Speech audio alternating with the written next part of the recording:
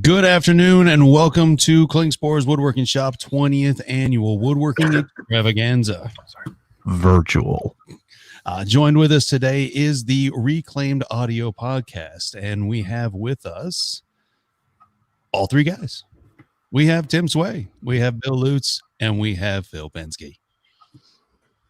Hi. Howdy. Oh, no, wait, let's all do it at once. Ready? Hello. No. Hello. Hello. No, we're not doing it. Never mind. Just kidding. I was into it though. Yeah. But we practiced that before the show, so No, we didn't. That worked out really well. Thank you, guys. We never practiced anything before any show we've ever done together. ever. I think you should have repracticed that a little more. Well, we always re-practice it, but it's always after the show. Oh, okay. Oh, That's how that works. gotcha. So today we're going to talk about podcasting, what it means to podcast, as well as the actual theme of their podcast is reclaimed goods and making goods out of reclaimed products. Everybody's got a YouTube page here, and so we just kind of want to talk a little bit about that, understanding everything that goes into it. You guys said you've been doing it for 5 years now? Yeah, it's 5 years this month, actually. Yeah. This Yeah. month. I cannot believe. First of all, I want to thank you guys for hosting this for our 5-year anniversary, having this extravaganza thing for the first time ever. It's Really amazing. nice. I mean, seriously, I'm honored. I'm honored because I'm all the way on the other side of the country, and for you to do this thing just for our podcast is beyond words. Well, we're glad to have you guys join us. So the feeling's mutual, trust me. 100%. Oh, good. Let me just add real quick that that the sort of overarching theme of our podcast is certainly making things with Reclaim, but there's so much more to it that we talk about. I think we would have run out of material a long time ago if all we talked about was, barnwood and stuff. We talk about all kinds of challenges that people have, and when we answer specific questions. So it's a lot of fun, and it goes a little bit outside of that. And I think the reason that people come back week in, week out is because, for me, just kidding. The chemistry that we have amongst the three of us, it's a lot of fun, and it's it's like hanging out with your buddies in the garage. And Bill, so it's a lot of fun. And timing. It's about timing. Timing, yeah.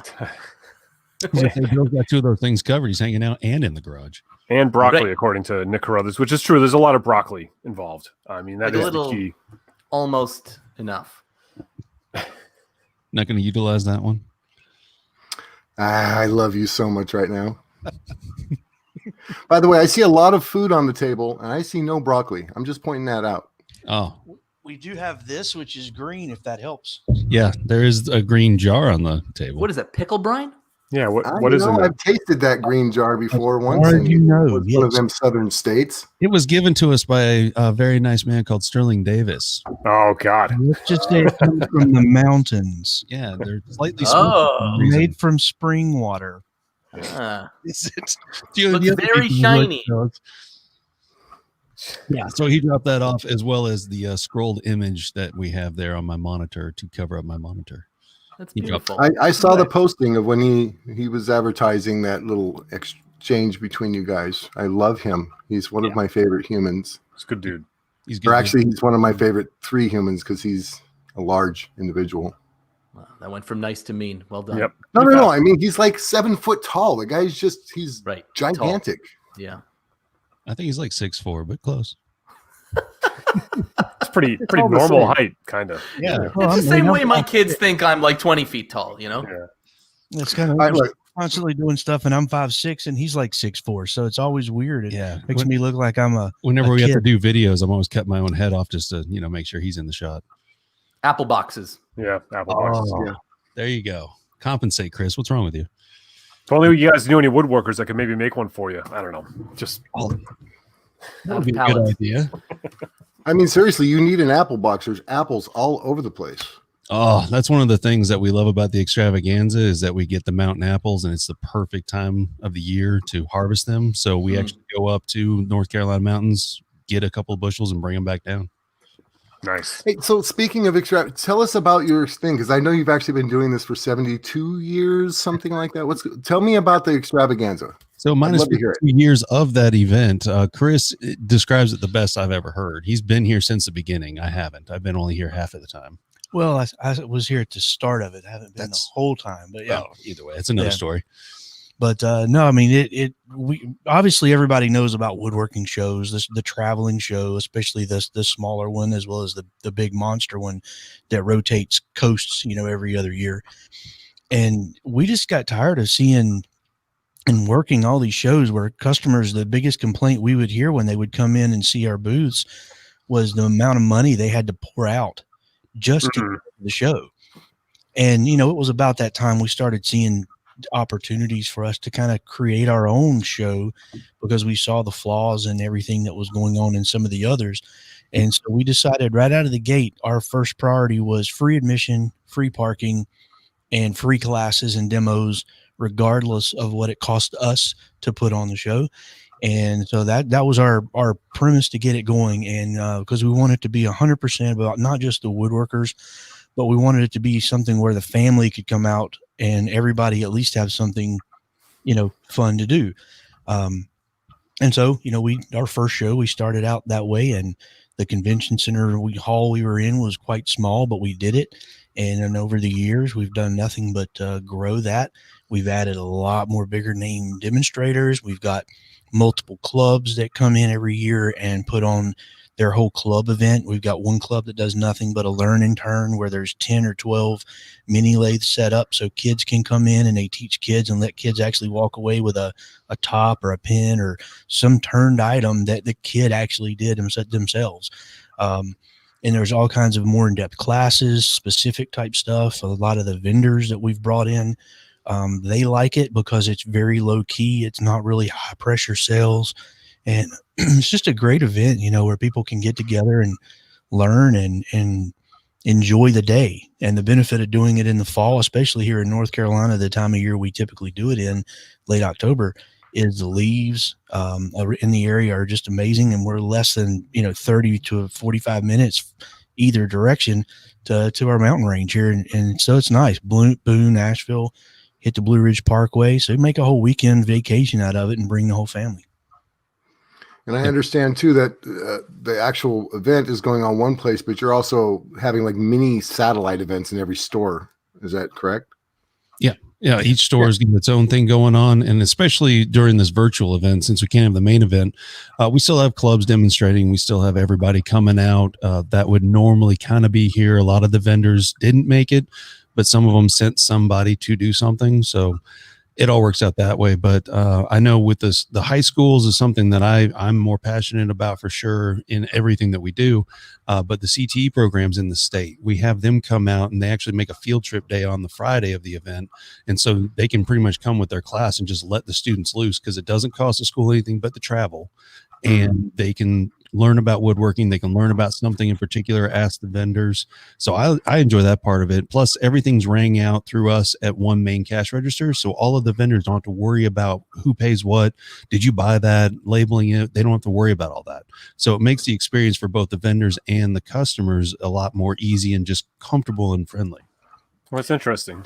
Yep. Yeah. And, a typical Friday and Saturday, it works out really well for us and for most of our customers. And a lot of the classes, especially over the last few years, have just gotten more in depth.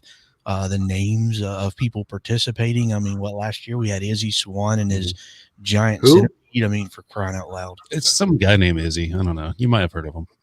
I really have. I'm not. No. But yeah, he made the centipede, which was cool, and then he gave it away. So it actually went to a local high school teacher, if I'm not mistaken. Oh, cool. So that worked out pretty good. They now have a robot centipede made of plywood. That's awesome. Which school doesn't need one of those? Right? Yeah. They keep cutting funding. Not enough robot centipedes going around. From the centipede budget, yeah. Well, if it's okay, I'd like to announce. I don't know how many people are watching this because you have all the control, and it's beyond me. Anyway, but I'd like to announce to everybody that Klingspor's offered for next year, if everything's back to normal, to fly me out for this event because Phil and Tim can drive. You're so, and I want to tell you, Mike, no, first class is not necessary. I'll do business class. It's okay, good. Yeah. I don't know if I'm driving to Tennessee.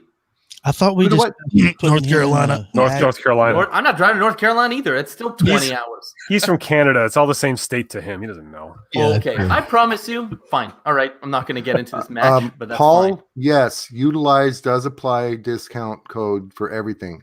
It's whatever you see on there. Sterling's montage unicorn cutout thing, 10% off. Utilize. Utilize it. Disagree. And we give away the apples. We don't sell them. Oh, and you know what's really fun is that when we have the turners demonstrate turning an apple, that smells so good. That It's a sounds mess. like It's a mess Good to for the clean up, but it tools, smells good. Yeah. Yeah, I don't know if you heard Coleman's warning to Scott yesterday. No.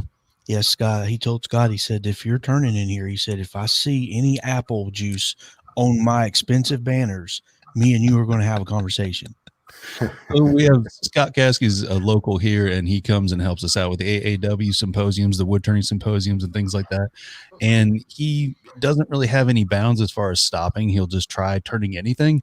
And when he did an apple one year, he got that juice everywhere. We had a wood turning shave competition in 2017 of how high we could get the shavings.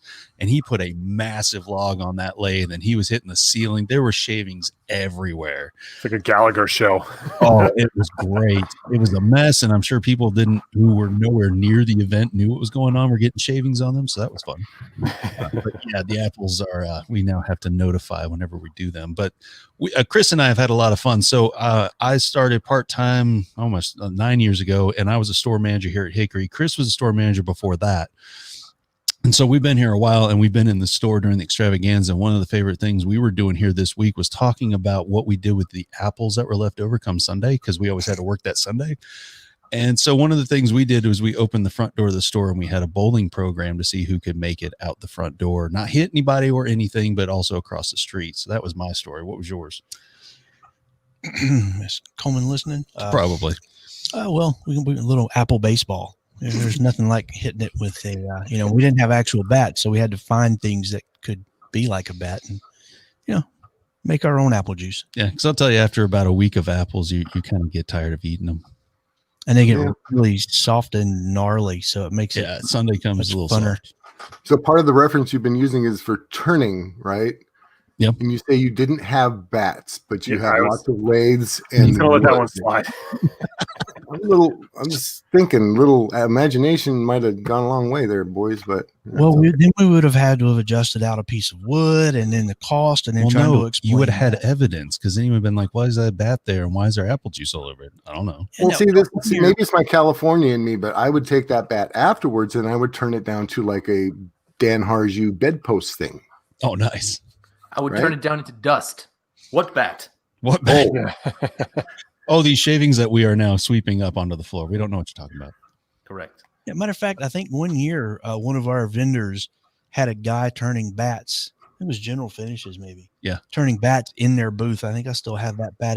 Matter of fact, it's in my shop door. Yeah, but they were like really small bats. No. It Oh, was you a had a full-size? full size bat. Oh, then what This am I was thinking before of? you started. Oh, this was before my time. Yeah. Okay.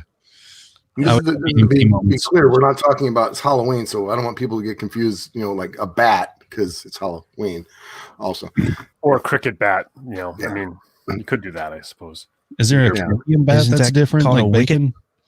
Sorry. What's that? Isn't that called a wicket or something? A cricket? Yeah, I bat? think it's called no. The wicket is The sticky wicket? No, the What? wicket is the pyramid behind them that they try to bowl over, and then the cricket bat is what they use to try to protect the wicket. Well, here in America, we don't play that. So I'm just guessing. I've just heard the term. I just watched a thing about it. It's kind of interesting, and I'm curious about the sport. I still don't understand it, but Yeah, they Well- played it that long. There has to be something going on. All kidding aside, Coleman and I were talking the other day, and the what you guys do out there, regardless of getting apple juice on stuff, he's happy with it, and if Coleman's happy, I'm happy. I mean, him and I go way back, so What about 3 years? yeah, it's however long it would At be. least way. this week. Yeah. Yeah. Week is week, yeah. Yeah. I was thinking that's probably why you got business class. Could be. maybe. Well, I'm surprised because we don't even get business class when we flies us out places. Wait, he flies us? I always have to drive 16 hours like Phil. Well, I was just being exaggerative. I mean, Oh, gotcha. Well, it depends how far you're going. If you're going to Winston-Salem or you're going to Greensboro, it depends on how far you're going. It could be 19 and a half hours. or from Canada. Or Yeah. from Canada. Now you know Well, how many hours is that in metric, Phil? Guys, this is the Bill Lutz hour. Did you know that? Yeah. My goodness. Edgewise, let's get a word in. Podcasting. It's fun. That's right. Segways are good too. Anyways, Um, how about Jamie Page? He doesn't understand cricket either, and he's English. Nobody does. Everyone's pretending. Yeah, there's some truth to that. But I mean, the same can be said for baseball. There's every time I watch a baseball game, there's some new rule I never heard of that gets mentioned. Oh yeah, for sure. Very technical game, Yeah, I've hugged Jamie. He doesn't understand much, so but he understands hugs. he does understand hugs. Nice guy, a little slow. And that concludes the Jamie Page segue. So what are you guys working on? Anything good this time of year? Phil, how about you? Why don't you? Because you're not the host. You're not the host this week. You always go last. Why don't you start us off with the? I will, no problem. I'll answer from under the bus. It's Halloween time in a few days here. I don't know if it's the same for you guys in North Carolina, but it's for me here, and it's on the 31st this year.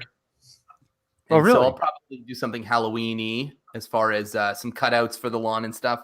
What we're doing, because of COVID or whatever, is we've got like this closed group of people that we've set up, and we've made a certain amount of bags for the amount of kids that we know we're going to have, and we have this whole schedule. So Phil's kids are going to Frank's house, at 6:02, and so it's like a group of 10, and we're all going around and doing it. So I'm just going to decorate our house.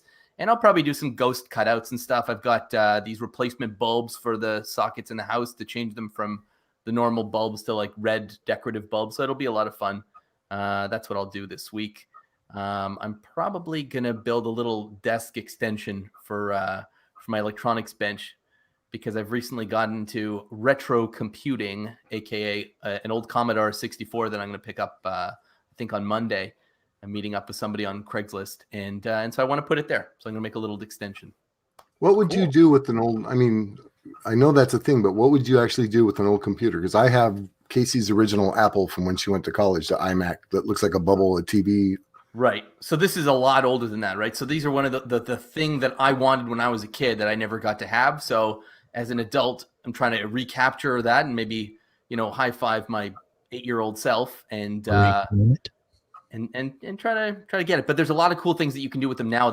There's bolt-on things, like you can access the internet with these computers that came out in 1982. And Oh, you get really? Like you get a really retro, very cool interface with it. So it's insanely cool. It's basically a parallel port plug that then connects to your Wi-Fi modem.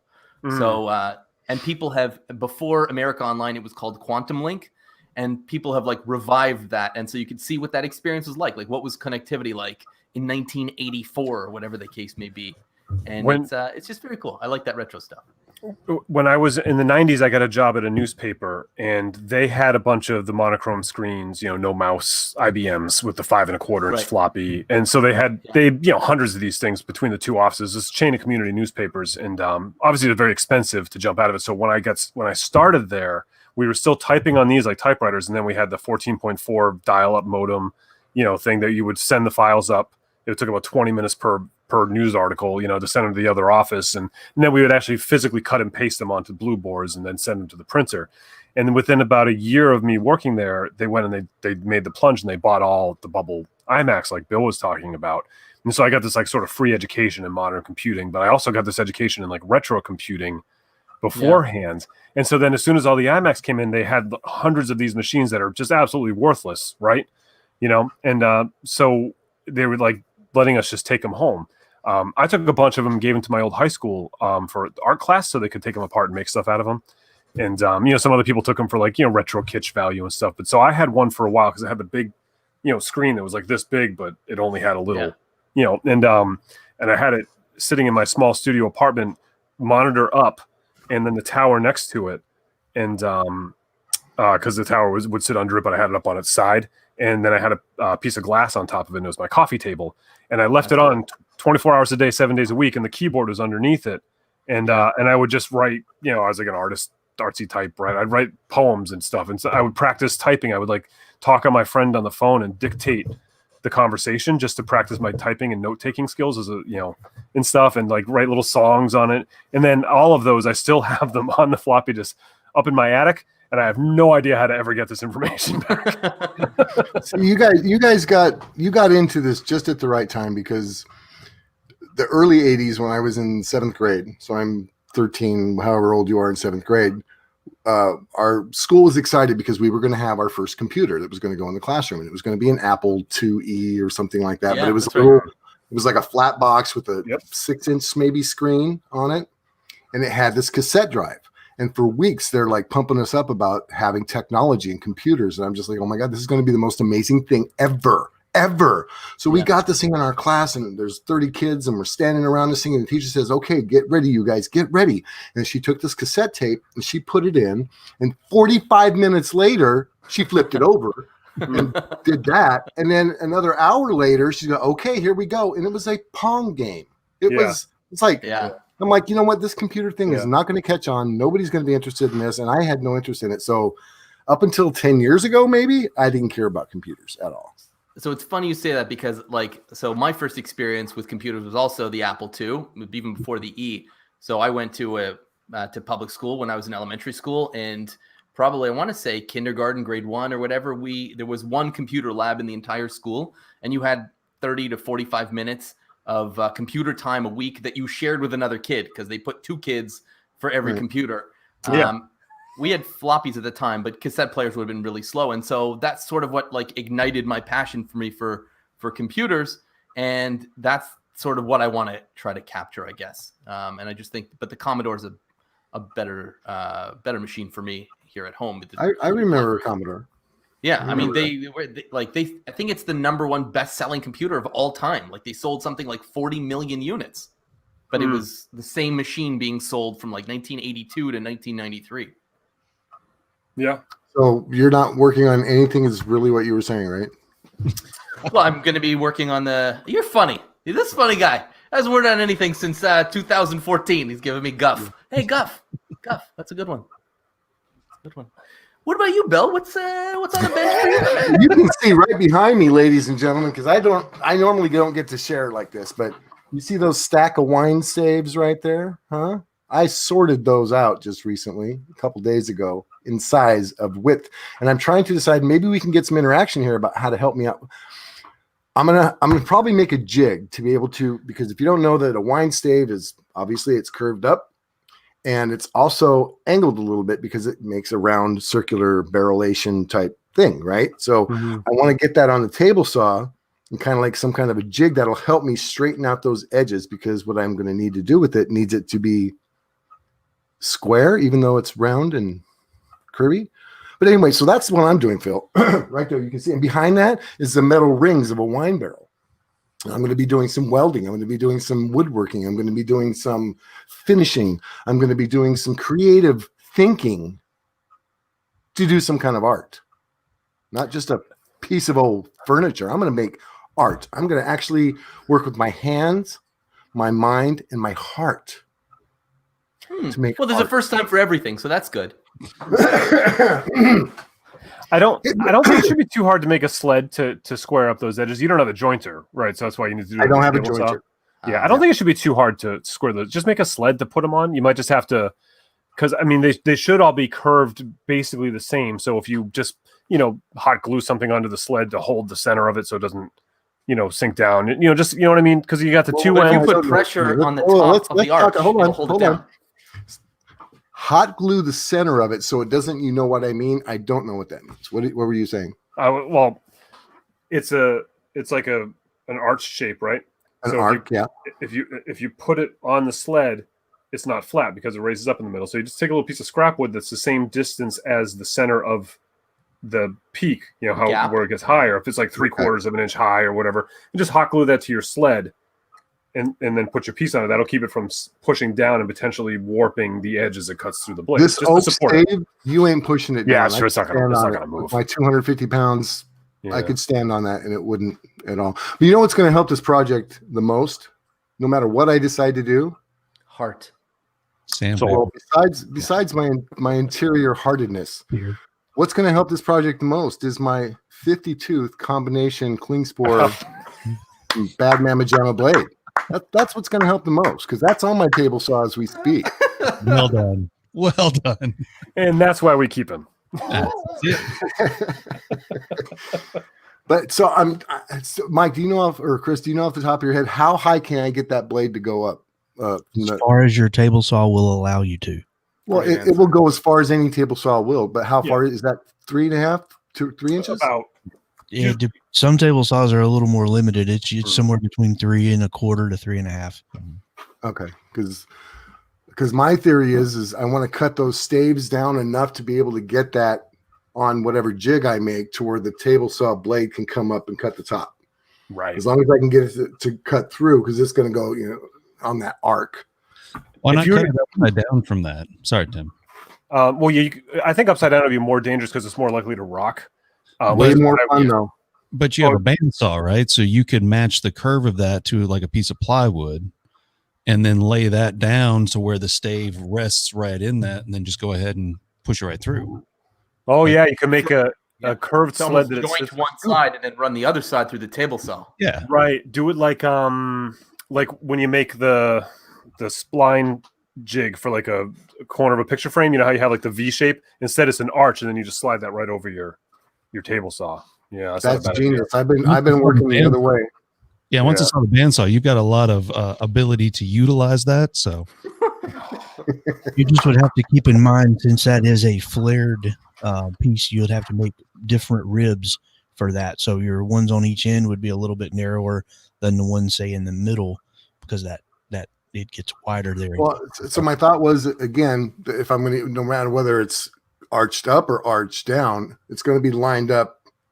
Especially if I make a jig that'll ride against the fence, so the jig rides against the fence, I can line that very bottom of. Yeah, so I would rather go arch up as opposed to arch down. I think, because I can line the saw blade up, and no matter where it goes, if I start on the end of the stave, it will cut enough. If I start at the bottom, I'm not sure where that's going to be. And if your sled is a half-inch, like a piece of half-inch plywood, I think with half-inch of plywood plus that full arch, I think that'll all be under 3 inches or about 3 inches. I think you'll be able to make that pass. yeah. Yeah, I've actually got an old piece of because we upcycle, we reclaim, we try and make do with what we have. I have an old piece. It's whatever. In fact, here's another question for you, because everybody here is smarter than Bill. You guys know so much more stuff than I do. That was the alternate name for our podcast. That, Everybody here is we smarter went than with, Bill. Yeah. we went with recorded audio instead. Pretty Yeah. catchy. I like that. I've been doing that podcast. Oh, you're still doing it? Yeah. 4.5 Okay, so imagine, if you will, smart people, imagine, if you will, an old TV console, the furniture that used to have a 10,000 pound, 20-inch screen in it. The back panel on those things, right? Is that hardboard? Is that what we call it? I Yeah. think so. The Perforated hardboard? usually. Yeah. I've got like a, I don't know, 1/4-inch thick piece of that hardboard I thought would make a good sled, because that way I can get more saw blade action going on. If it takes away less for my jig. If Yeah. that makes any sense. The height of my blade. I would also build a runner into that jig. That way- No, because I want to use that it was I want to use it zero up against the fence. If I use a runner, it'll only be one piece every time. But you could build the fence onto the sled so it has its own permanent fence. So the sled is an L shape with a runner. But here's the thing: is wine staves are different sizes, thickness wise, right? So I want to be, if I use my table saw fence itself, I can just adjust that sled to whatever thickness stave I have. Yeah, and you'll end up cutting this. If you start with the thick ones, the sled will get cut as you get skinnier, and it'll just become a smaller sled. No, it won't, because the wine stave will hang off the edge of the sled. I'll line it up like, Oh, I gotcha. if this is the edge of the sled and the wine stave is hanging off a little bit each time, then no matter how wide the the stave is, if it's 3 fingers or 2 fingers. Yeah. I am so liking this whole video thing, because I just did a It's thing. the first time this works. Yeah. That would work the same way with a runner, but that's fine. That's fine. You got to. Well, I and think we should be putting up some of these social comments. Some of these are very funny. I don't know if you know that. Is I don't anyone want to looking at interrupt this? you. I mean, Obviously. this is the kind of brilliance that I expect and demand, frankly, from the Grim Squeaker. Yeah, especially Ryan. Mm. Have you ever done this belt sander races? You plug it into an extension cord. We were going to do that actually 2 years ago. We were. That sounds like you. Yeah. So Coleman, the general manager, he wanted to bring that back from 2007. He always wanted to do it, and we got really close, and then there was some issues, so we didn't do it again. But that's definitely 2021 action right there. Safety schmafety. My money's on the Makita. My money's on the 36 grid. I don't care what the belt sander is. Yeah. My money's on the Harbor Freight with a 36 grid because it just doesn't matter. You're not gonna be careful putting it down. You just I don't know. Some of those belt sanders have long tapered noses. Aerodynamics on that would be phenomenal. I'm also wondering if you would, would you want to go like 4-inch or 3-inch? Like, would the width give you more grip, or you would go more sleek? It's like drag, man. With the race tires, you got to go. Yeah, But you got to pour a little bleach on the belt a little bit so that it melts the tire a little bit, get more grip off the line. What do they do in Canada exactly for drag racing? We don't. No, we don't. I don't know. For the 1 week a year there's no snow, they put down the salt. Ah, No, the good. bleach and We're salt. doing this. Terrific. Do you think you could like spin the tires enough on ice to actually get smoke? That would be steam, huh? That would be steam. I think you could, if you were on a lake and you did that, you could eventually be at the bottom of the lake. Yeah, that's a good call. If you're still moving, I've done this. I've gone across a lake.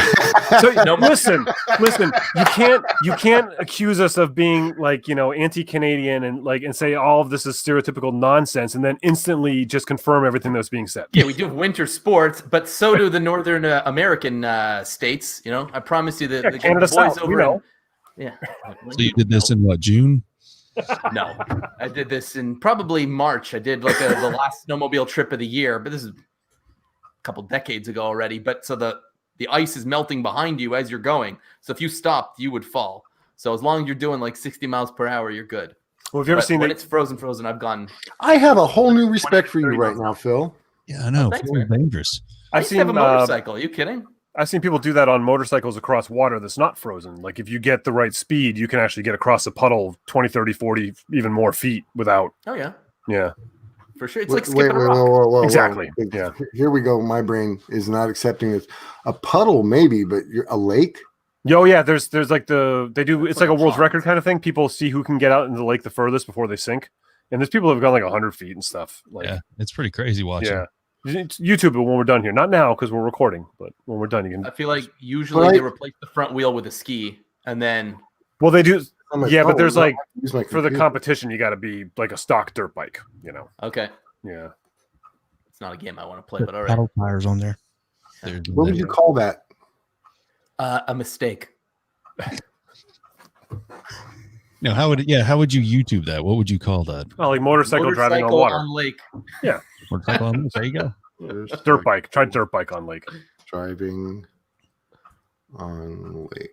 Oh, So remember the part where I said do it after the show? Yeah. Oh, The but show, I'm not remember going to actually watch the videos. I just wanted to look at the pictures that come up. They're But pretty. you're right. These motorcycles are on the lake. There's There's a what are those? four-wheeler too. There's a 4x4 on there. What are those two guys? Those two British guys that like they started in their backyard and now they have they're giants. The slow mo guys. They have slow mo footage of it. Cool. Hmm. Mhm. And we have apples. Who would have guessed? Listen, nothing beats a good honey crisp. So, Tim, what are you working on? Oh yeah. This week I've been kind of slacking this week, but I've been experimenting with the hydroplaning. That's the word. Yes. No, take a look at the next comment in the feed. Yeah. Yeah. Oh yeah. Bang on. This is what our patrons pay for right here. This right here. This is fantastic. This is like the one money. big old pre-show without cursing. Yeah. Sometimes solving the world problems, it's one problem at a time. Right. You have to learn before you can solve. Yeah, exactly. Right. You got to listen before you can hear.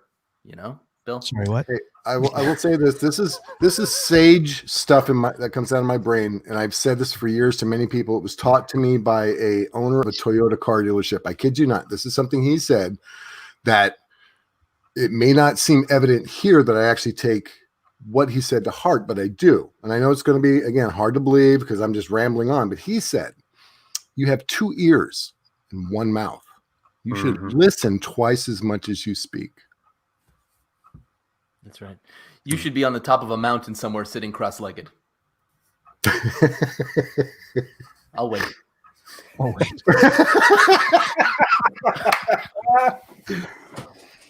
Anyway, carry on. Tim, what were you saying? Tim, you were saying a thing about a thing? I didn't make it up, whatever. But no, this week I've been experimenting with the Maslow's latest version of the Maslow CNC, the M2, and it's been super interesting. So people that watch my work know that I have a CNC, like an Avid CNC that I love and I use, and so the Maslow is more like an introductory level sort of CNC.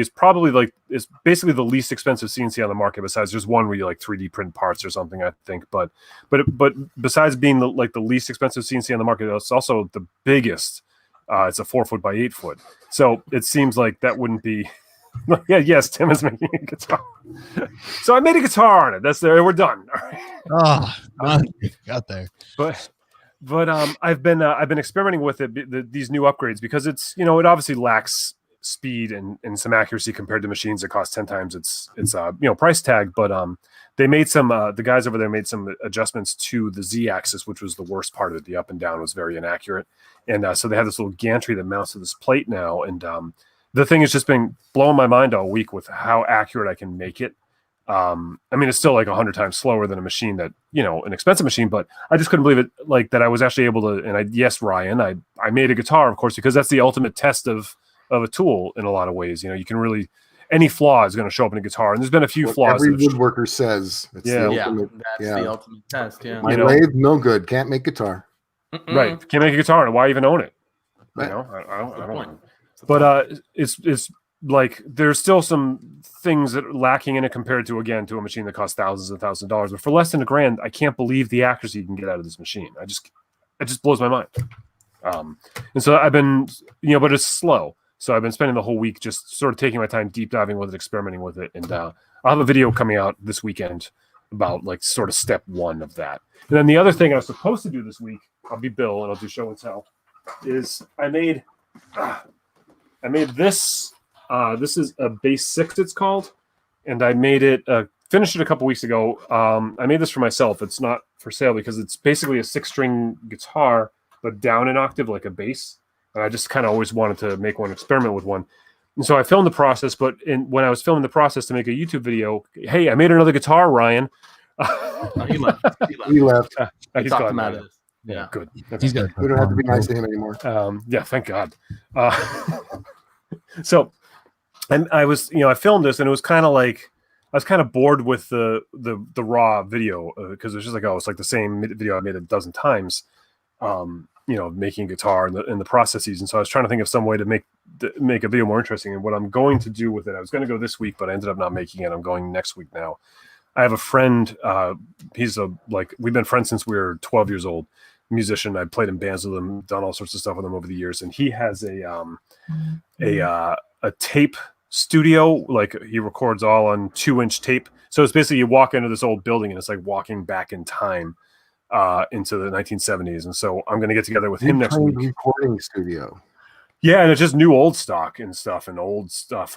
But it's like the biggest question was, hey, can I record this and somehow get it into my YouTube video? So he's like, I guess we could mix it down to the tape, and then I could bring the tape to home, and then we could mix that down into like a CD burner. I was like, do you have anything other than a CD burner? Like that was like his idea, new tech, But so I'm looking forward to that. Me and him are just going to jam, and Tom, Infinite Craftsman on the socials, is going to come down and film and stuff. And so hopefully we'll get something a little bit different, like a kind of a different sort of music video build thing happening there, which I'm looking forward to doing because it's just, you make I make guitars now. Like, that's where everybody makes fun of it and stuff. And I love making guitars, but there's a point where making the content. Nobody makes fun of it. But there's a point where making the content, it's just like, okay, well now I'm doing this again, and now I'm doing that again. How do I make that, interesting? Right. Different. Yeah. I wear different dresses in mine. I'm sorry? I wear different dresses in mine. That's how I keep my content. Good idea. So I think we should spend some time, if y'all don't mind, talking about podcasting, because It's something I don't know we've ever talked about before, which is awesome. However, I would ask you this, Tim. You said that's a base 6. Oh wait, don't let me interrupt you. Go ahead. It's like a pick six, Here. except instead of taking a football, you take a. Here, this Oh, what's up, Vance? Hi. Can you hear?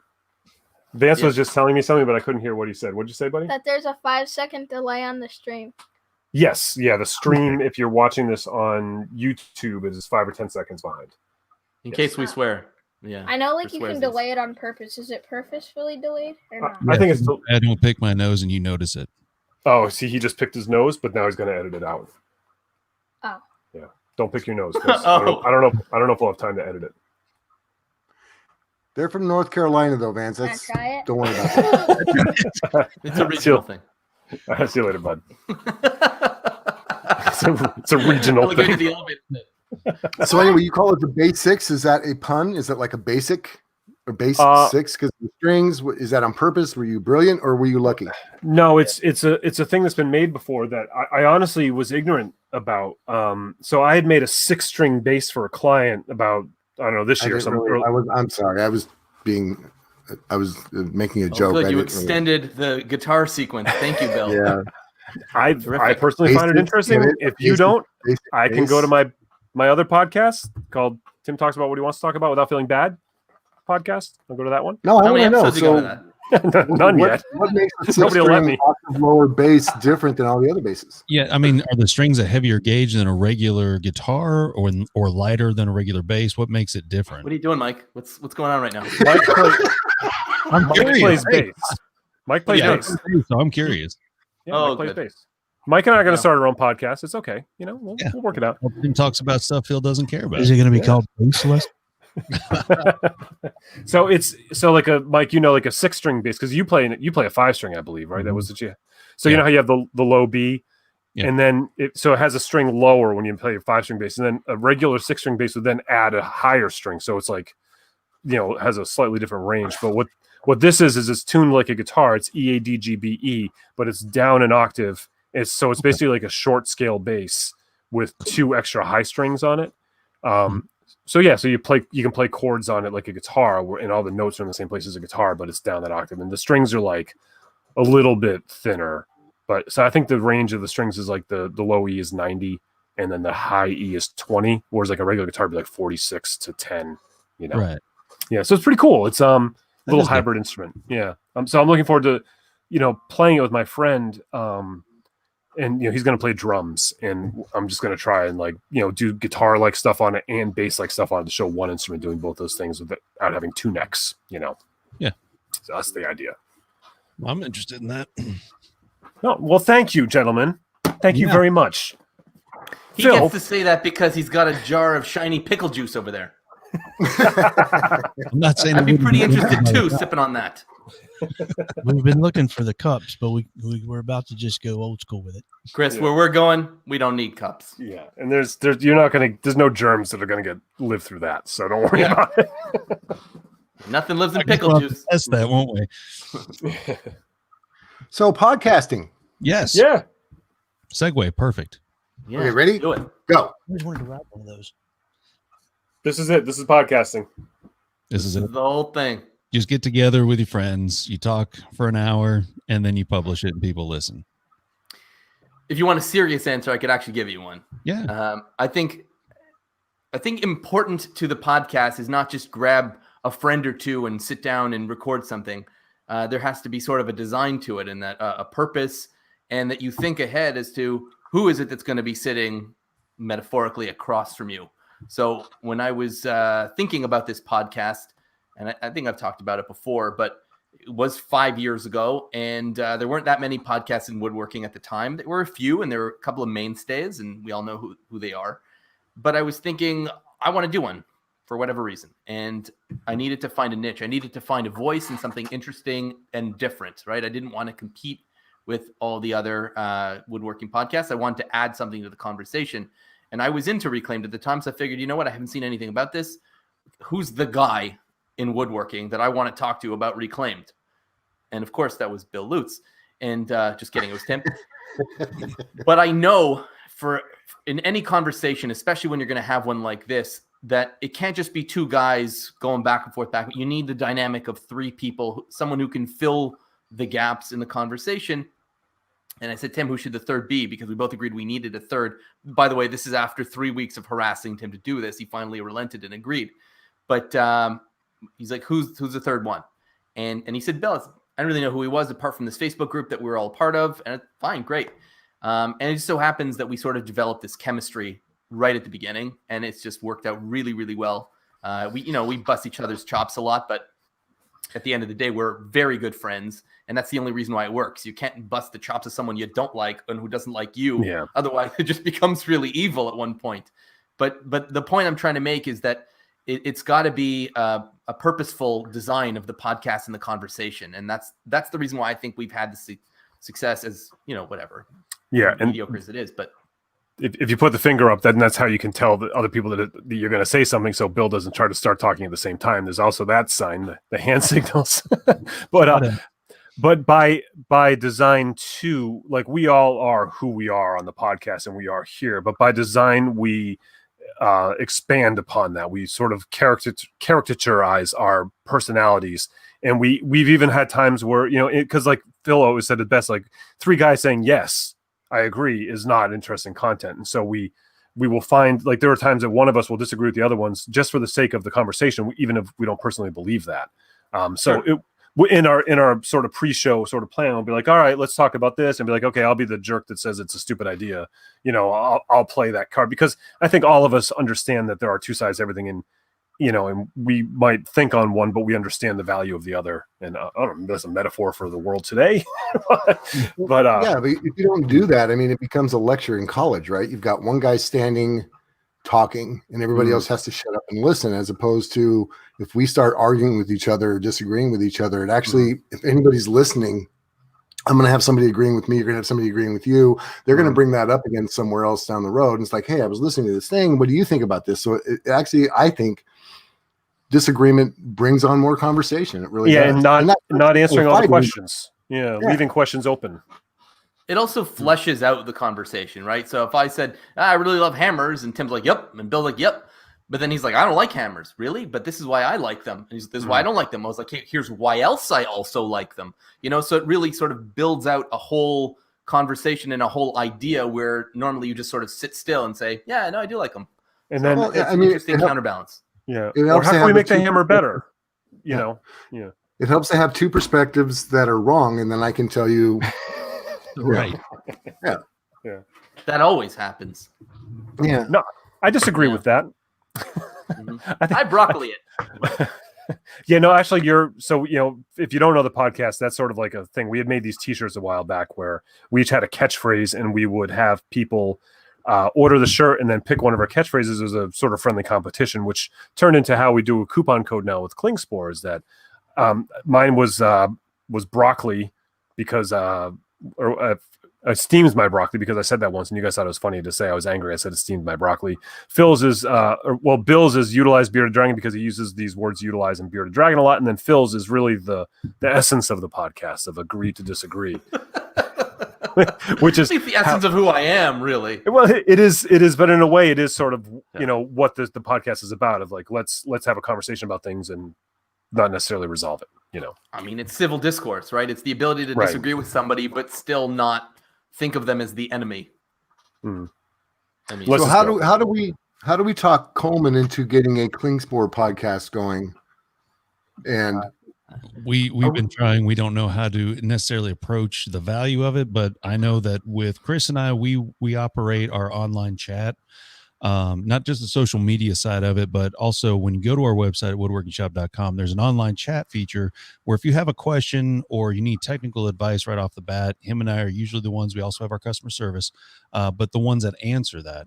So we were saying, why not make something that's more just the audio part of it, where people tell us the question that they have and we're answering that question to kind of help other people who might have that question but didn't want to come out and ask it. Well, there you go. Thank you. So, that would be great. Yeah, so I'm down. Yeah, that was our original thought. And also, I want to make it 15 minutes long, just little 10, 15 minute long snippets that people can just listen to. Like, I got a short drive, pop it in, learn 5 things. Don't forget to yell at each other. I find that Well, works. I really vote well. that he and I start one on our own, and then we become so popular that people want us.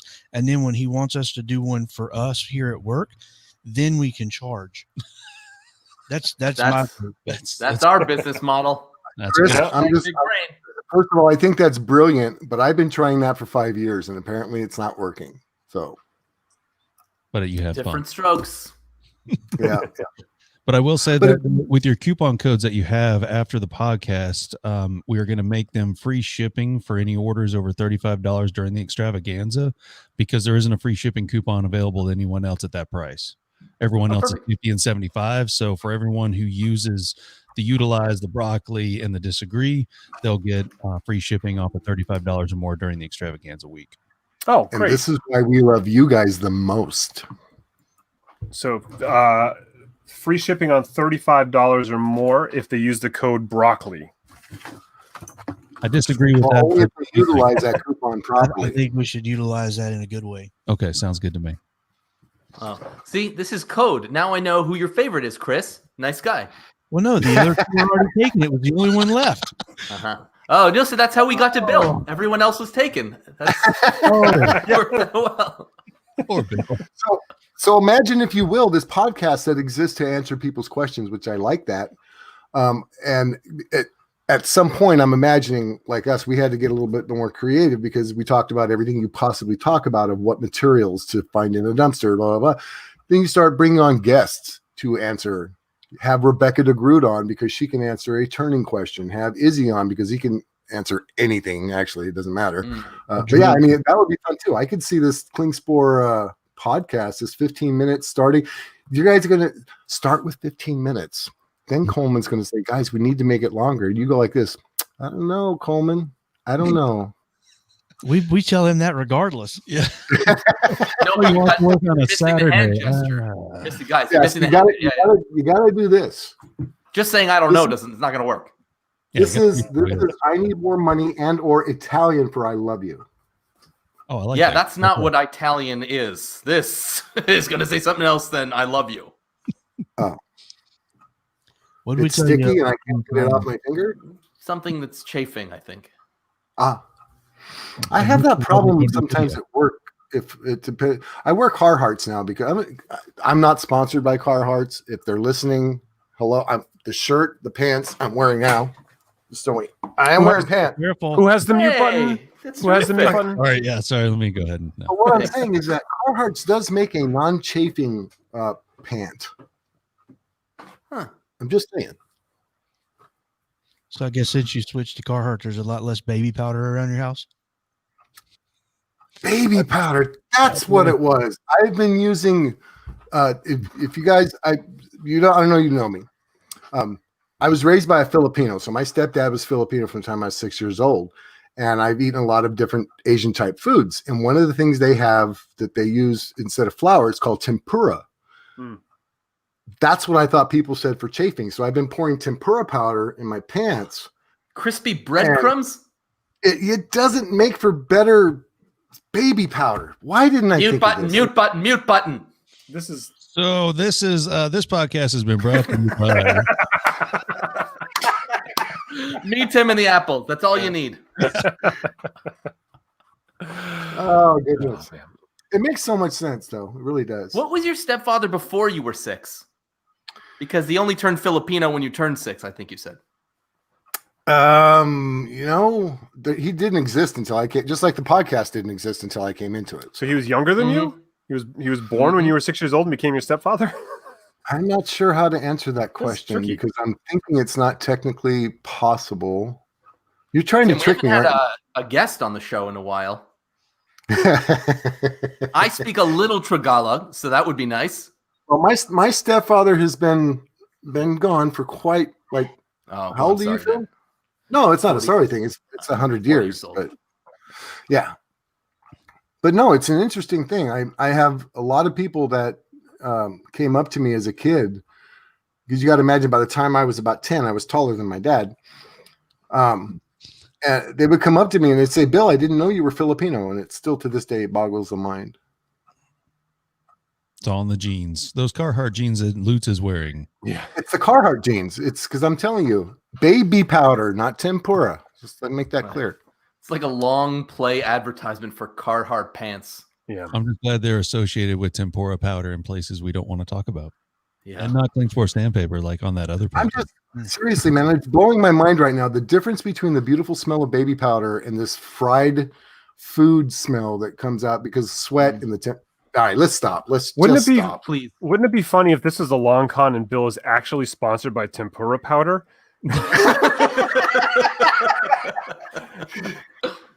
Oh, I don't know if that's a brand or a thing, a type of thing. You can only make it better if he just brought a chicken tender out from the side view, and he's just like tempura powder. It starts frying on the yeah. side for the I rest know. of the show. Egg roll. Pulled that out of his pocket because he's got a deep fryer somewhere down around his desk. I've been to that garage. It's a very small deep fryer. It's in the west corner there. Yeah. He points it out. We got it now. Yeah. All right. So podcasting, I mean, is for you guys on a personal level, do you find it rewarding to be able to bring this kind of content to people? No. No, not at all. There's been a lot of studies done recently about even pre-COVID about men and their relationships with friends and loneliness and all these things, because it's just men historically just don't really maintain friendships like women do. And that's I think all of us probably have our own personal relationship with that. I've always been kind of a lone wolf kind of guy. I've never been very social. And when I stopped performing music, there was never any reason for me to ever talk to anyone ever again, in my opinion. And I was like, that's just fine. And I didn't really see that as being a loss or a void until I started doing this with these two gentlemen who are probably my best friends at this point in time, at least. And I think that the social interaction we have is very important to our mental health. Especially now in the era that we're in. Like it's a grounding force. It forces me to come out of my shell and be civil and social with two people I really like and care about every week. If we were to not make the podcast anymore, I wouldn't miss the podcast, but I would miss the time that I spent talking to these two guys. I agree. I think that's a two-parter though, right? Because there's some kind of a joy that comes from the interaction that we get from people because of the podcast. People that have messaged me personally, or that we've gotten emails, questions from people, like serious questions, or just a compliment saying, we really love the podcast. You guys are funny, blah, blah, blah. There's some kind of joy to that, but there's also something that's gone. We'd miss you too, Nick. Thanks, buddy. Yeah. But there is something to be said for this friendship that I found now. I'm doing things now I never thought I would. The computer that's now filming me and that I'm working on, I just recently, because of the bravery that I got, because I know Phil's this computer guy and Tim's pretty smart with computers too. I'm like, I can do this thing. I ripped the front of my iMac off and I took a hard drive out and I stuck an SSD, whatever drive in it, and then downloaded all my stuff onto a thing that I could put it back in there so everything would work. And now you guys are probably guilty going, that Lutz, that's like 4-year-olds could do that. This is the most amazing technological thing I've ever accomplished in my life. And I was so proud that I did it. And I shared it with the only guys I really cared to share it with was these two. And it was just like, it's so amazing. Like, you hand me an old welder or anything, and I don't care if I know how to use a tool or not, I will figure it out. I can do that. But this computer stuff, but anyway, but that's the kind of friendship we have. It's just, I want to share with them these amazing things that I do in my life, And by extension, the friendship goes beyond just the three of us too. Like Phil said, it's about, we know that there are people that communicate with us. I get messages and emails and texts from people where I'm just like, what the heck are they talking about? And I realize that they're listening to the podcast and they're in the middle of the conversation we're having and interjecting. So, and like Nick just wrote about how it's like, I know Nick and Nick knows me, and I would miss the interaction that we have, outside of just the three of us, because it is like, a few thousand friends. I mean, not everybody's necessarily interactive with us like that, but I would miss that too. But I think I would mostly miss Bill's smiling face. Yeah. I mean, I'm just thinking, go ahead. I don't have this anywhere else in my life. Like, nobody else in my circle of friends can I talk about. what do I do with this thing with my table saw? To be like, what? I don't. Who cares? Go to the store. You know? Yeah, you just buy it at IKEA, right? Woodworkingshop.com. Yeah, exactly. You know, so they only know how to buy finished goods. This is the only place where I can express this side of myself with, you know, contemporaries, people who understand what I'm talking about. Like, I'm an alien to everyone else in my circle of friends. So the podcast is fantastic, but these two guys specifically, but the community in general, I think is probably what I would miss most. The curveball comes, and I love this. We get a question or I get a direct message from somebody that says, "Hey man, remember in episode 201 you were talking about that bent screwdriver?" And I'm like, "Oh my god!" But I mean, that blows me away. That, you know, well, maybe we were talking about you can reach that one bolt on your rigid saw if you just bend a 45-degree angle on an old flathead screwdriver, right? I don't remember saying that. And there's somebody saying, "Hey, remember in episode 240?" Or, you know what I mean? So it's that kind of thing where, like, people are actually listening is beyond flattering. I mean, it's, cool. I don't even know what to say to that. It's like, thank you. And we love you. I really do. I have this fondness and affinity for being able to do this thing that we do. It's awesome. Yeah, no, when I first, I mean, I've been following the maker community now for a while. 2016, I think, is when I really went hard at it. But I know that with Lutz, there was a video that you did and you made fun of one of the people that is probably the hardest to make fun of the way that you did, and that was the godfather of making. You went like an axle and you started doing all this welding on it, and I'm watching the video like, what is he doing? This makes no sense. And then all of a sudden you open up a beer bottle with it, and it was like, oh, this is awesome. Like, Jimmy he did how to make 10 bottle openers really quick. It was like a 3-minute video where he, you know, bent the screw, did all these things. And then I just happened to pick up this, it's like a 50-pound steel bar with threaded eyelets on the end of it. I had it in the back of my truck, and I'm like, if I welded a little tiny piece, a tab on the end of that, I can use this 50-pound bar to pop open a beer. Right. And I'm like, this is how you make a bottle opener, Jimmy, or something like that. Yeah. It was awesome. Bill's the only one I know who could dig at Jimmy. I would never presume. I did it one time and I still regret it. So well, now I got to know, what was the dig? I missed this one. He did this video years and years and years ago about like everyday carry that he keeps in his pockets, and it just, the whole video was him pulling stuff out of his pockets. And this must be 7 years ago, 6-7 years ago, like before we were doing the podcast, before I was really entrenched in the community.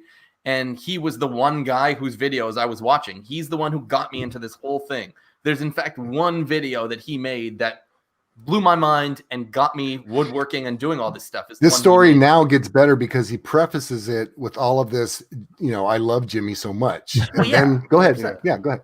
Okay, thank you for that.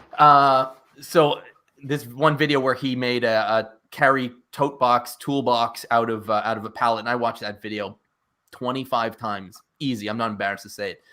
And so I was watching him religiously, and I developed this dependence, this reliance, this expectation from him, and that would be build videos. And then one week, I waited the whole week for this video, and you forgot to put the word unhealthy out of his pockets. Unhealthy expectation is with yeah, no, this is healthy. Yeah. And he pulls out all this crap out of his pockets. He puts it on the table, and that was the whole video. And I was infuriated. I was like, "What? How dare you not give me the content for free that I expect?" And so I wrote in the comments. I was like, "When are the build videos coming back?" And I think like he may have just replied with a frowny face, but it devastated me. It broke me. And so, Jimmy, that and the 10,000 people that were basically hunting you down. Yeah, there was only you, but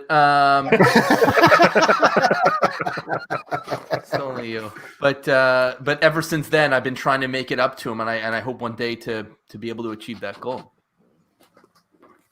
Where's that frowny face emoji? Yeah, no, right. It's not. It's a colon and then a closed bracket or an open bracket, depending on which side you do it. This was before emojis. This is old school. Yeah. It was on a Commodore 64 actually. Oh yeah. That's how I used to watch Jimmy videos too. Yeah. They're not the same. He changed since I switched my Commodore. Yeah. He went to 16-bit from 8. Oh, the graphics. So I got to tell the story of how I met Jimmy the first time. And when I first found the community and everything, I had already been a fan of Jimmy because I found his TV show videos on YouTube.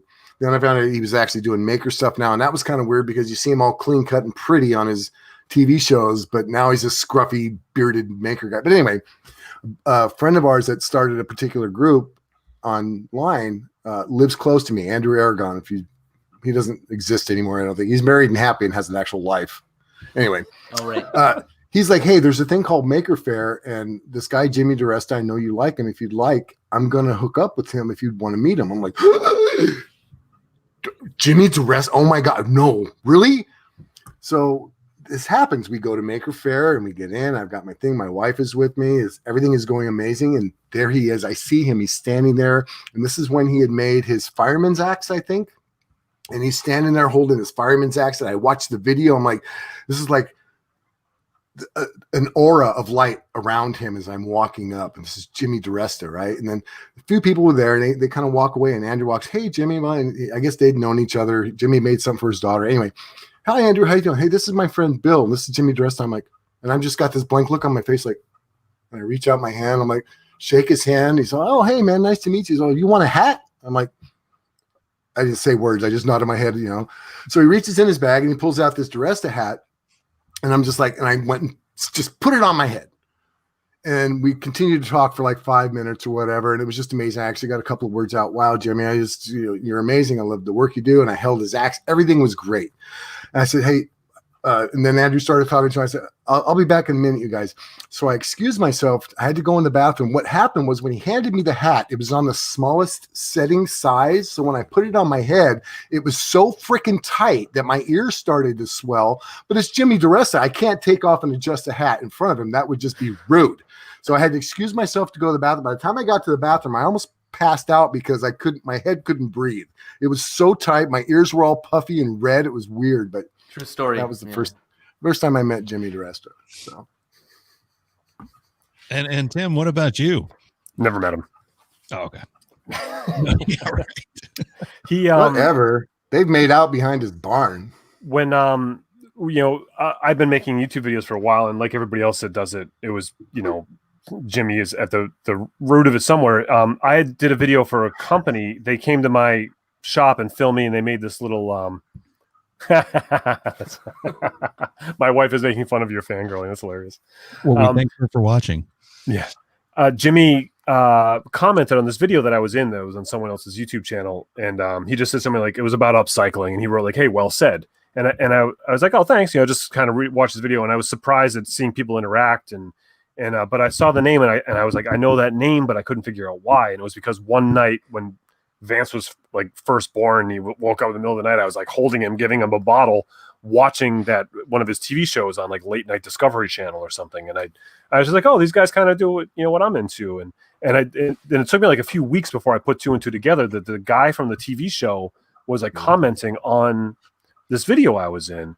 And so then I wrote back like high praise from the master or something like that. And he's like, oh, knock it off. And then I went and I clicked on his his avatar, and I saw he made all these videos, and it just like a light bulb went off in my head. So I had started dabbling with making videos a little bit for clients, but it was just like, hey, Susan, this is the coffee table I made you. I'm going to do this, and I'd post them up on YouTube privately, and then I realized like, oh, if I just made it like a modicum more professional, I could post it up publicly and maybe meet a new Susan, maybe another Susan will come. And so I started making them like for that, and I remember making like my first one and like sending Jimmy a link to a private. It's like, hey, is it okay if I put this up publicly? Like, I feel like I'm just like ripping you off, because I was, as we all did, and he's like, yeah, just do it. He's like, you'll find your own voice, and was very super supportive. So it wasn't for like another year or so until I met him in person. And I remember going into his little basement shop in New York, and I walked down and like kind of walking through the maze trying to figure out where to find him. And he turns around, looks around the corner. He's like, oh, holy crap, it's you. He said, pointing to me, which I thought was hilarious, before I got a chance to say that. And yeah. And it's been a loving friendship ever since. Oh, very good. Yeah, he shared you was behind the barn. We already heard that story. Well, he's a contributor to the podcast, right? I mean, he's been a guest a couple times. And No, he's he's been a he's one of our Patreon. main supporters Oh, since yeah. almost day one, I think. Yeah. Yeah, he's very. Might have been- That's he's very supportive of the community and involved. Yeah, still. yeah, I was trying to figure out how we could fit the trumpet in today, since we don't really have the list to Oh. run for patrons. Just do it. Jimmy DeResta. There you go. Wow, There that you might go. have been your best one yet, Tim. Oh, and That here's didn't blow. and here's the Get it? bell. Yeah. This is the bell that we always use. It's this little Oh. this little French maid or something. She's Victorian. Ah, Oh, there's see your behind the face. scenes right here of Reclaimed Audio Podcast. it's like Queen That's Victoria. either Queen Victoria. Yeah, I think it's or Queen Victoria. or the Queen of Hearts from Alice in Wonderland. Yeah, it's kind of got that. Yeah, I well, was thinking evil look. Galinda from the Wizard of Oz. Nah, she looks more menacing than Glenda.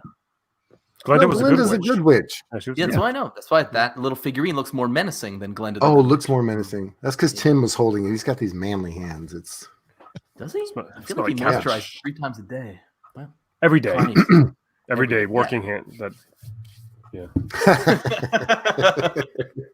It's true. yeah, fewer That's true. restraining orders involved in my relationship with people. Well, on you know, that, I swear, one time I peek into your window and you just all weird sense. One time Why'd you put you a get all camera. like choked up as you said that? I was the- Anytime. I'm good later this afternoon. Yes, Coleman. Yes, that is what we sounds like we needs, Coleman. Yes. Remember, Yeah. business class. business class. You know what? Business class. If hopefully the world will be permitting next year, I wouldn't mind if someone helps me pay for gas driving the guitar truck down there. That would be awesome. That'd be extravagant. It might take me a while to get there. It's not the fastest truck on the road, but it'd be fun to see if we could maybe work out a little mini tour where I could make it a few days going down and stop at a few locations. I'll just take a Coach International ticket, please. Right. $10 would be enough for me to start the truck. Yeah. Halfway there. You that need sounds like one a of those trip. winders. That I feel like that would shave a couple of bucks off. Tim, you say you've been looking for more interesting content or how to keep the content interesting. What if you converted between now and then the van to electric? Yeah, that would be amazing to do, and I have thought about it. It's Fuel. I don't know if the technology's there yet or not, but it's a heavy truck, Yeah. It's got a big. Oh, enough first of all, solar panel. Whoever Coleman just Coleman said, 4C put that out is, there. Coleman 4C should be Coleman 5C. No, Coleman 10C. He's at a ninja level 10. Remember, I you've love been you. for 3 weeks. So I'm just saying, I love you. Already so swollen. Please, just. that's the general manager. Yeah, he's the one that would be in charge of signing that business class check. Well, he should be the general manager because he's not only brilliant, he's handsome. General manager. That proves to me you have not met the man. Oh man, I hear a position just opened up over at. Yeah, exactly. Ordering that pizza now. I don't know if I've ever had the gumption to be so derogatory about the man who signs my paychecks. Listen, Chris. I seriously, I consider Coleman he's a friend. I've known him. I worked for him since 2001. So we have that relationship where we can go back and forth. But honestly, I respect the man. So otherwise, You wouldn't have I been wouldn't be here on a Saturday Yeah. dealing with all of this. But You see all the froth that's been churned up from this backpedaling? I know. Well, I mean, this just is his third time being here working Yeah. for Klingspor's Woodworking Shop. He's left and always somehow come back. Yeah. Uh huh. it's He's the can I have a boomerang cappuccino, employee. please? Cappuccino. Yeah. Hi, Penny. Yeah, and Penny is his wife. He's probably thinking, what in the world? Well, the only thing more amazing than Coleman would have to be Penny. I'm just saying. Put that up.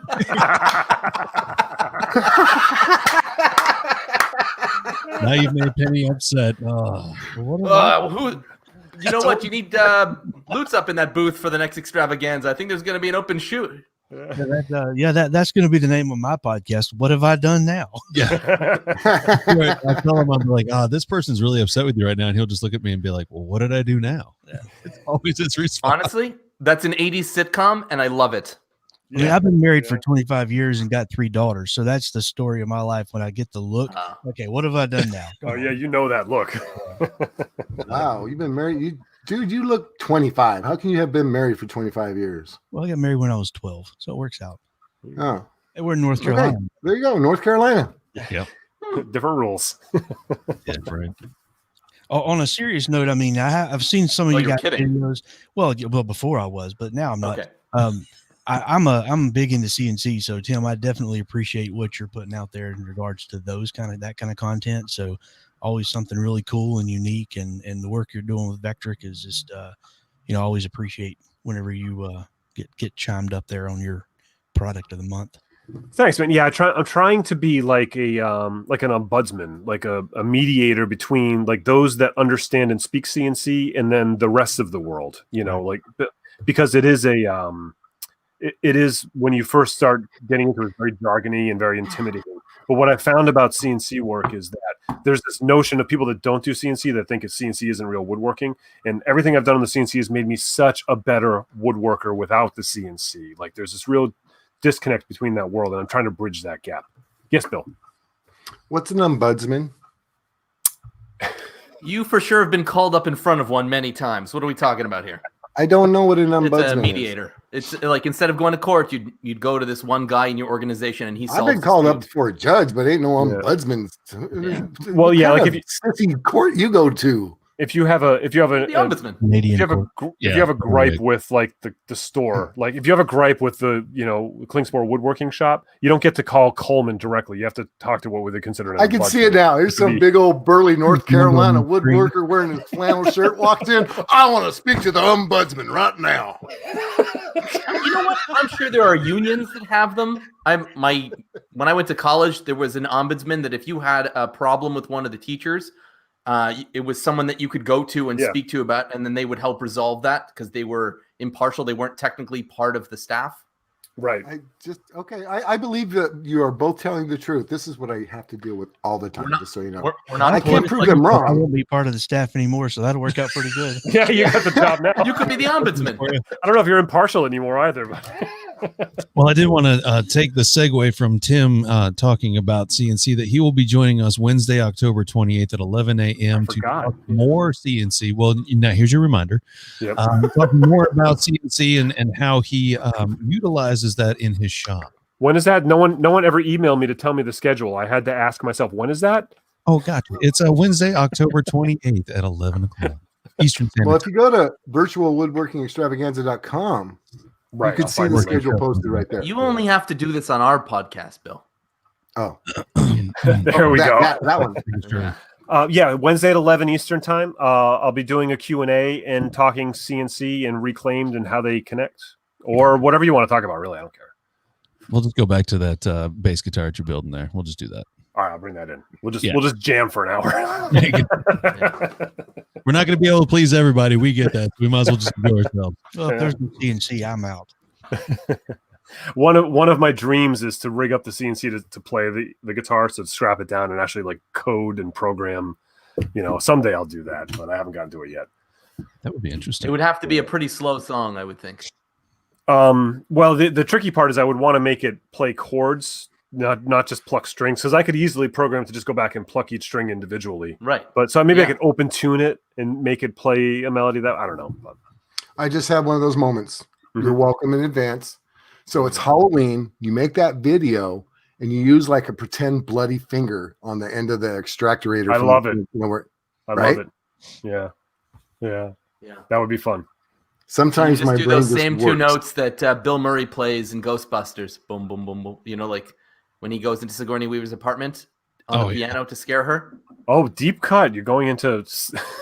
Yeah. Nice. I got the Ray Parker, whatever his name was, Ray Parker Jr. song in my head, and you're going right to the That's piano. Yeah, to when he was contacting the. That's right. That's right. Still waters run deep, my friend. Well, gentlemen, I want to tell you thank you very much for joining us. Not sure how long you wanted to go for, but at the same time, I know that you probably want to take a break after almost an hour and a half of chit chatting. Yeah, we are not known for our Time Brevity. intervals. Yeah, brevity. That's the word. I was going to say something much longer than that, but that's fine. Enough smudging. I want to apologize on behalf of the Reclaimed Audio podcast for the last hour, 19 minutes, and 22 seconds. Thank you. Just kidding. This was a ton of fun. What's- Really appreciate it. What's brevity mean? Short. Quick. Oh. Oh, pequeño. I wasn't sure where you were going there. Actually You had explains a some- lot that you don't know what that means. Well, I'm just if it means short, I mean, of the three Then of us, you have I the would most know brevity. it. Yeah, fair enough. There it is. I there have it is. I have a whole jar of brevity. You're right. Keep it next to my bed. Oh, It's been a while. It's been a while since one of those. We've been working on the crickets. We've been doing the cricket noises. Does StreamYard do cricket noises? yeah. There's a whole plethora of stuff. Is we it can- really? Ooh, now this Bill. is sounding. Yeah, Yeah. there's all kinds of clips and stuff you can put in there. Yeah. Your case for a live show just got taken up a level in priority. I loves it. Oh, look at this. I'm The just icon. saying. Yeah, we can do I the came up with this idea 2 weeks ago when I was a guest host on another podcast, Brit Makers International. For all of those guys listening to this that listen to that, I said, Tim, Phil, they've stepped it up a level. I would like to do that the same. And they both told me, be quiet, Bill. We're not interested in your ideas. We told you you have Yeah. a face for radio, and we were going to keep it that way. Could you move the abrasive and proud of it Yeah. to How can the we- window, please? Oh yeah. I don't have anything for that bottom window. I guess we'll just have to plaster that right across. Oh, everything. Right, yeah. I like it. Off Icon Lades only this week. And by the way, all three have a nice. Oh, he's found a loophole. Yes. Oh, He found a loot's hole. Yeah. yeah, He no, was it's a pretty lot tall. of He fun. leaned up over the batter. That was pretty tall guy. Wilson. Oh, beautiful. Stillwater. See, look at that. That's right. They run deep, my man. All right, but gentlemen, thank you again. I've had a lot of fun with this. I really had no idea what exactly we were going to get into, but this was a lot of fun. Welcome to our world week after week. Great. Our meeting. nonsense. You can listen to the Reclaimed Audio podcast anywhere you get your podcasts, including now Spotify. Thank you. That's where I get mine, so I'm much happier now instead of SoundCloud. Yeah. Oh, you were getting a SoundCloud? Okay. Oh, SoundCloud's the worst. I mean, that's where we host it, but The yeah, worst. yeah. So for listening, it's tough. Yeah, because Bill trying to tell me to go into the Apple and all that, and I was like, I just don't do Apple, so I will just wait till it gets on Spotify. When it was there, I was like, yes, It's been there automatic. for Boom. all of 2 weeks now, so that's great. Yep. Yeah. It's like Joe Rogan, then us. Oh, see, Well- it works backwards in mine. Yes, it's not how it. That's Should not be how it reclaimed, works. though. Yeah. Let me end with some seriousness. Thank you, Klingspor. Thank you, Mike, Chris, for doing this for us. Seriously, we seriously love the support and the love. So this was a lot of fun. I enjoyed it, and you put up with my nonsense. So it doesn't get any better than this for me. This is it, huh? I'm just glad that I had someone else that could that was full of nonsense like I am. So it just worked Makes out you feel better. Yeah, yeah, Yeah. we're like Soulmates. minded. Yeah. it's Yeah. the Birds of a feather with still waters. It's like a thing. Yeah. It's like Agree a to one- disagree. Broccoli. Thank you for that. I'm just glad you guys put out the content because that's one of the podcasts I listen to while I work on the weekends. So appreciate it. Thanks, man. Yeah, and thanks for your support, and we had a good time doing this. Yeah. Blast. Well, All right, we'll so go ahead how do and we stop saying we love each other goodbye? I mean, Oh, we just go ahead and drop you out completely like that. Perfect. I love this show so much. We need to be doing this because to be able to drop, anyways, nothing. Yeah, we can still hear you even though we can't see you, which is the Oh, part. okay. Yeah, Even better. I could remove you entirely, but we don't want to do that. That's rude. It's like a presidential debate. I love it. Yeah, there is no kick out button. So yeah, there is a kick out button where you can't come back even with the link. We can just, Interesting. Have I mentioned how thank you, handsome thank you are you, today? Coleman, as well. Would you like us to test that? Wait. Thanks, Coleman. Thanks, Coleman. Much appreciated. Yeah. I'm glad he had a good time. Looks like a bad episode of the Brady Bunch up there. Everybody's pointing up. Yeah, so I think I'm mirrored. Oh, what, the beer's on that side? Yes, in real life. Yeah. In It's real life, it's a my left. He just looks so confused over there in that corner. I know he's like that big white box with the red label. Is that what you're talking No, I'm about? trying to say I Yeah. love these two guys so much. Nope. I'll just do it this way. It's easier. I love these two guys That so much. is Stella. It's Belgian. Didn't realize they had that in Canada. That's awesome. We have everything you have. Canada's the same thing. We just have healthcare. You had it. Ooh. Oh. Well, on that note, we'll go ahead and end this. Well, we knew it was getting kicked out first. Yeah. Phil, thanks a lot. And we're going to go ahead and try this real quick just for giggles. We're going to kick you from studio. All right. Ready? It worked. I don't know what kind of magic that is, but I want one. Nice. Well, thank you guys and have a great day. All right. Bye, Thanks. guys. We love you. The benefit of it is we're not in there anymore, so it's only showing the bear from. Bye, Sterling's Bear. Hey, guys.